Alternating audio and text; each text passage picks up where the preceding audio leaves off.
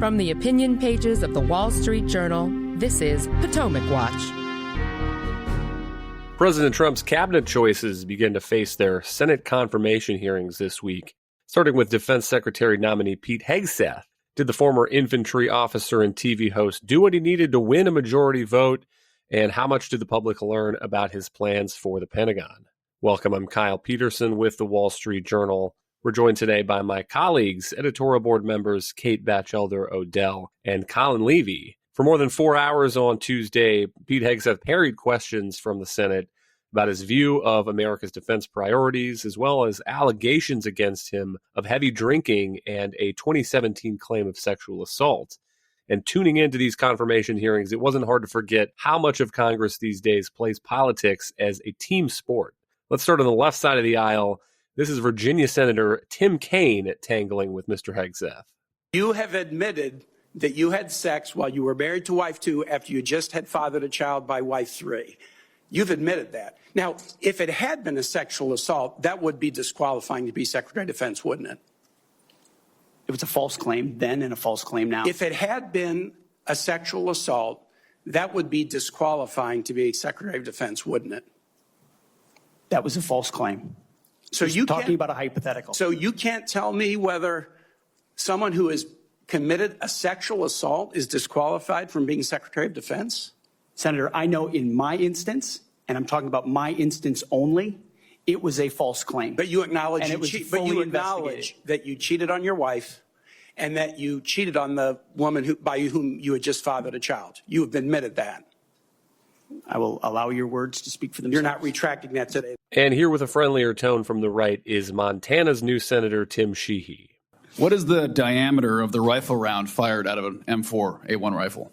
That's a .556. How many push-ups can you do? I did 5 sets of 47 this morning. What do you think are most important strategic bases in the Pacific? In the Pacific, Guam is pretty strategically significant. Kate, was that the tenor of most of this hearing, back and forth, left and right, or did we really learn anything new about the merits, potentially, of Hegseth's nomination to lead the Pentagon?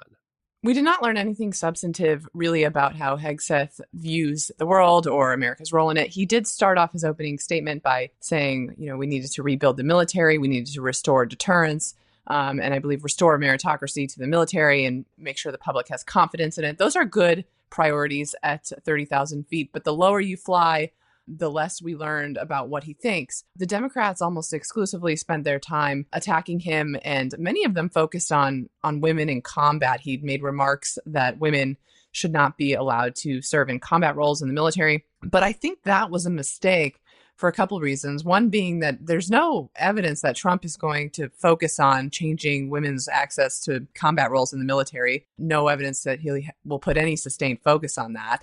And second, Hegseth defended himself by saying what he supports is that women meet the same high and equal standards as men, which most of the public agrees with.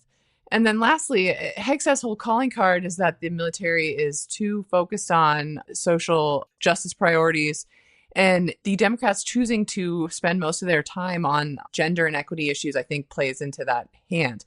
Then on the Republican side, you had the Republicans doing a lot of blocking and tackling for Hegseth, including on allegations of how he managed some veterans groups that he ran, and also his personal conduct, which I think Tim Kaine did the most effective job attacking him on. And Tim Kaine focused on, did you tell this to the Trump transition team? Is there anything else you didn't tell them? I thought that was perhaps the most effective line of attack in the 4 hours.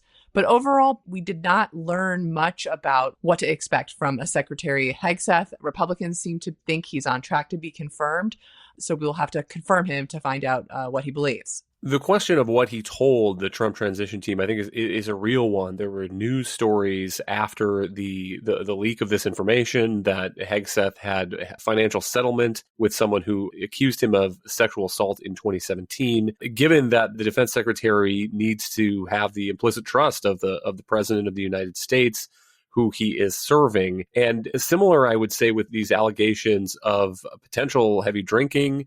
I think that you can put the allegations about the personal conduct in a couple of different buckets. There probably will be defense secretaries, other cabinet secretaries with ugly divorces in their past, extramarital affairs and so forth.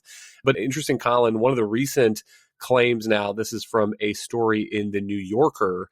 As recently as the spring of 2023, Hegseth ordered 3 gin and tonics at a weekday breakfast meeting with an acquaintance in Manhattan. Quote, "It was an extremely strange experience," his companion that morning told me.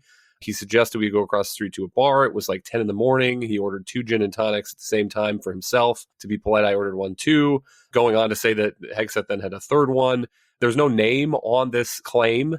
So it is an anonymous allegation in a source that Republicans and conservatives are not inclined to trust. The New Yorker, by a writer that Republicans and conservatives are not inclined to trust, Jane Mayer. On the other hand, that is the kind of thing that might concern Republican senators more than an extramarital affair that is years in the past. Sure. I think allegations of irresponsible drinking are a real issue. They should be a real issue because you can't be operating the U.S. military under the influence of alcohol.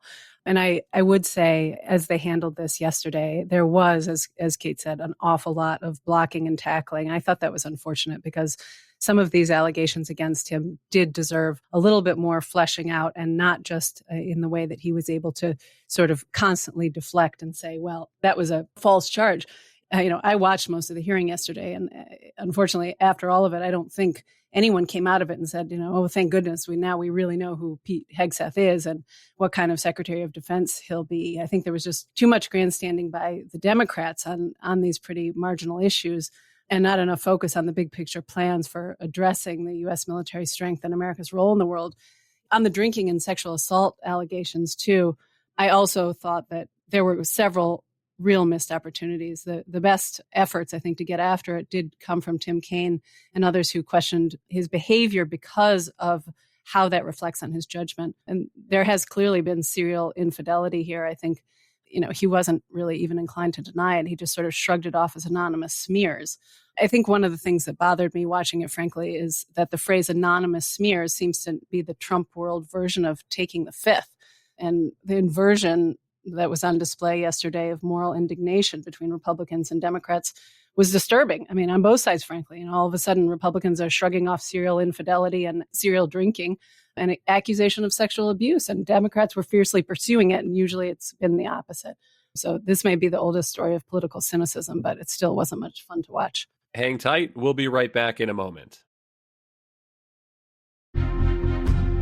Welcome back. One of the moments in the hearing that is getting headlines is this exchange from Republican Markwayne Mullin, senator from Oklahoma. The senator from Virginia starts bringing up the fact that what if you showed up drunk to your job? How many senators have showed up drunk to vote at night? Have any of you guys asked them to step down and resign from their job? And don't tell me you haven't seen it, because I know you have. And then how many senators do you know have got a divorce before cheating on their wives? Did you ask them to step down? No. But it's for show. You guys make sure you make a big show and point out the hypocrisy because a man's made a mistake. On one hand, I understand the point that he's making there, and without having any inside information, I don't find it all that difficult to believe that there are some senators who go to dinner and have some drinks and then come and vote on a late night vote. On the other hand, they are not in the nuclear chain of command. If there's something that happens around the world, the president of the United States calls the defense secretary and asks for some input, asks for some advice, get on over to the Situation Room. It is just a different kind of a job. And Kate, on the point about Hegseth's views on the issues, one of the things he said was that he looked forward to getting into the Pentagon and looking under the hood, getting access to classified information. And to some extent, fair enough, because civilians are not privy to all of the details about all of the capabilities that the Pentagon has. On the other hand, what are the kind of questions that you think a defense secretary ought to be able to answer in terms of military hardware or rebuilding the U.S. military or our strategic posture around the world? Well, one of the reasons it's unfortunate that the hearing devoted so much time to his personal conduct and that those allegations had to be dealt with is because so much less bandwidth to discuss the dreadful security environment that the next administration is going to inherit and what they plan to do about it. So it very seldom veered into any sort of substantive discussion about, what should be our strategy for deterring the Chinese Communist Party from taking action in the Taiwan Strait. What should the size and character of our Navy be? Should we be building different types of ships? There was Tim Sheehy, who we just listened to, asked one question about naval shipbuilding, to which Hegseth said shipbuilding would be a priority. Now, that's good, but we don't have really any sense of how much he's thought about it. For instance, we've talked on this podcast, the U.S. is building about 1.2 nuclear attack submarines a year. We need to be closer to 2. There are enormous dysfunctions in that process, including not enough dry dock space to maintain submarines, workforce shortage as the shipbuilders have to compete with Chick-fil-A and other places. There's so much going on in that problem, and we did not get a good sense how he'd approach it. Even on some of these discrete programs, he was asked about, a sea-launched cruise missile that's nuclear. That might sound kind of like, an arcane program, but it's been a defense debate for years whether we should build this new particular missile that is a tactical nuclear weapon is what it's called, and whether that would help us, for instance, deter Vladimir Putin from using his huge tactical nuclear arsenal on the European continent. So that's one example. There's this missile program. Pete Hegseth gets asked about it, and he says, well, for now I support it, but I'm going to have to look under the hood. Well, it was a kind of a missed opportunity to say what he thought about this debate or if he followed it. I mean, anytime it veered into a question like that, he deferred. Now, in fairness to Hegseth, one reason for that is the principle is Trump. He wants to leave his options open and doesn't want to be pinned down on some of these things. And he said, we're going to end the Ukraine war before I take office, which is looking unlikely here on January the 15th. And so it's left this environment perhaps where his nominees feel they can't say anything. That is definitely a dynamic playing out. But I just think overall, it was an opportunity to educate the country about the threat picture around the world. And it was a missed one. And we didn't learn very much about what to expect from the new Trump administration on any of those subjects. Colin, what's your view of the politics here and the likelihood of Hegseth to get a majority vote? We have mentioned Iowa Senator Joni Ernst already. The Des Moines Register calls her the first female combat veteran elected to serve in the U.S. Senate. And that point had been a potential sticking point for her. On a podcast last year, Hegseth said, quote, "I'm straight up just saying we should not have women in combat roles," unquote. Hegseth seems to have mollified those concerns for Joni Ernst. One of the things he said in the hearing is that women will have access to ground combat roles, given that standards remain high. And now here's the statement from Senator Ernst after the hearing. She says, "After 4 years of weakness in the White House, Americans deserve a strong Secretary of Defense. Our next commander-in-chief selected Pete Hegseth to serve in this role. And after our conversations, hearing from Iowans, and doing my job as a United States Senator, I will support President Trump's pick for Secretary of Defense," unquote, which, Colin, is not exactly a ringing endorsement of Pete Hegseth, but might be a reflection of the politics on the ground there in Iowa. Yeah, no question. I think everyone came after Joni Ernst pretty hard, and I think that's one of the reasons that she's had this conversion on his position. I think, frankly, the Democrats' sort of pursuit of his comments about women in the military were remarkably ineffective yesterday. They really burned up a lot of airtime talking about diversity and issues that really were never going to derail this nomination. They only needed to flip one Republican on the Armed Services panel in order to block the nomination, but that really didn't appear likely at all during the hearing. I don't think there's anyone who came out of that and said, well, he's toast. I think everyone is pretty confident now that he's going to get confirmed. He obviously had two major advantages. The first is that he's accustomed to arguing on TV. So, he's very capable of deflecting and not flinching. And the second, I think, is also that a lot of people sort of assumed that he's like Soldier Barbie. So he really sort of had low expectations. I think the fact that he was able to speak with some conviction and fluency, even on some of these small issues, I think it was after Sheehy's questions about how many push-ups he did and some of the specifics, the different artillery, different things that he'd handled on the ground. He did come off as knowledgeable even on those small substantive things. So did, I think, probably pay off a bit for him. But I think in the end of all this, he's going to end up being the Secretary of Defense, and the other Trump nominees that are coming behind him are going to have an easier run of it. because of his performance and because of the Senate's unforced errors. He's going to have a steep learning curve going into the job, but everyone should now be hoping that he can handle it.